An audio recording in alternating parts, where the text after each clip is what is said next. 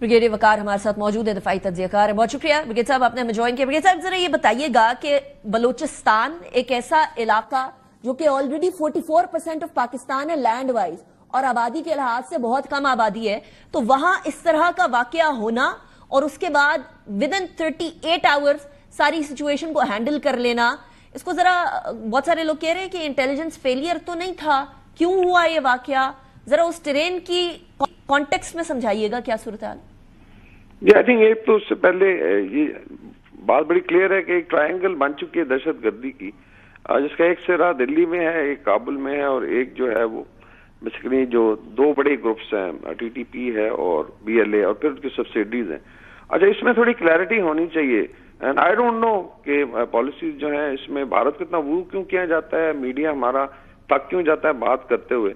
अभी देखें भारत में आग लगी हुई है, मणिपुर में 7-8 रियासतें हैं जहाँ पे ऑलमोस्ट रिवोल्ट है। साउथ इंडिया अलग होना चाहता है, इंडियन पंजाब में खालिस्तान की Manipur, Assam, Nagaland, so many other 7 system. तो यहाँ पे थोड़ा मैंने देखा है कि रिस्ट्रेंट रहता है और वो केस टू केस बेसिस पे थोड़ी बहुत बात होती है, लेकिन कैंपेन जिस तरह नजर आई और ये जी दौर की एक्टिव पॉलिसी रही है, फिर हाइब्रिड वॉर पे बात हो तो लोग बड़ा इतराज करते हैं। हालांकि इस पर हजारों किताबें लिखी जा चुकी हैं और रशिया यूक्रेन वॉर में हाइब्रिड वॉर का बहुत बड़ा रोल है। सोशल मीडिया का स्पेशली बहुत ज्यादा किरदार है, आर्टिफिशियल इंटेलिजेंस का है। तो एक तो बड़ी क्लैरिटी है कि ये अभी 3 एंटिटीज हैं जो दुश्मन एंटिटीज हैं and they should be dealt like. मैं तो यहाँ तक जाऊंगा कि भारत कितने प्रूफ्स हैं उसके, then actually we should be looking at a war with India honestly, और इनके मुंह बंद होने चाहिए ये इस पे कोई। और दूसरा, they should be no competition of trade and sports, ये खत्म होना चाहिए। ठीक हो गया। उधर से भी यही होता है, बहुत ज्यादा नफरत है, तो उसका जवाब दे।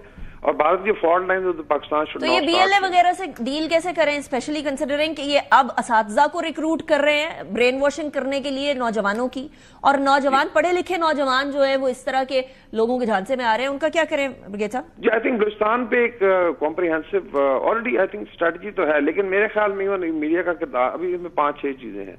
आपने यूथ को एंगेज करना है, they have to be brought at par with Punjab और कराची का जो यूथ है उस लेवल पे लाना है। स्टेक होल्डर्स हैं, डेकोडेक प्रोड्यूस करेगा 2 साल बाद, 25% उसका स्टेक है। और अगर आप देखें सिविल सर्विसेज में, मिलिट्री में जितने भी बलोच हैं हमारे भाई, they are doing very well. ऐसा नहीं है। फिर गुजार इमाम शम्बे का स्टेटमेंट आपने खुद देखा कि किस तरीके से परसेप्शन बनाई गई है, और अनफॉर्चुनेटली फिर इसमें एक पोलिटिकल पार्टी है या जो भी जैसे फौज से किसी को अगर कोई बुग़्ज़ है तो वो देन दे पुट इट, और फिर ऑथेंटिकेट करते हैं भारतीय नैरेटिव को। ये अपने बड़ा क्लियरली देखा है और अपना रोना रोते हैं। तो आई थिंक इस पे भी इंफॉर्मेशन डोमेन में एक सस्टेन्ड उसकी जरूरत है कैंपेन। हम पता नहीं थक क्यों जाते हैं इसमें, चाहे सोशल मीडिया हो चाहे मेन स्ट्रीम मीडिया हो, कितने अपना चैनल है जाके बलूचिस्तान में प्रोग्राम्स करते हैं, जो डेवलपमेंट वर्क है, जो पॉजिटिविटी है। बाकी जो BLA is a terrorist organisation, ये नाराज बलोच का जो मेरा लफ्ज है, ये दे डोंट रिप्रेजेंट बलूचिस्तान की डेमोग्राफिक देख। ठीक हो गया ब्रिगेड साहब, अब ये बात आपकी दुरुस्त है कि नाराज वराज होकर इस तरह से अपने ही घर के ऊपर दहशतगर्दी नहीं करना शुरू कर देता। अंदर भी नाराजगियां होती है तो नाराज फरीक जो होता है घर का, वो घर वालों के ऊपर हमला आवर नहीं हो जाता है। तो ये नाराजगी वाला सीन नहीं है, ये अब सिचुएशन उससे बहुत आगे बढ़ गई है। Thank you very much for joining me in the programme.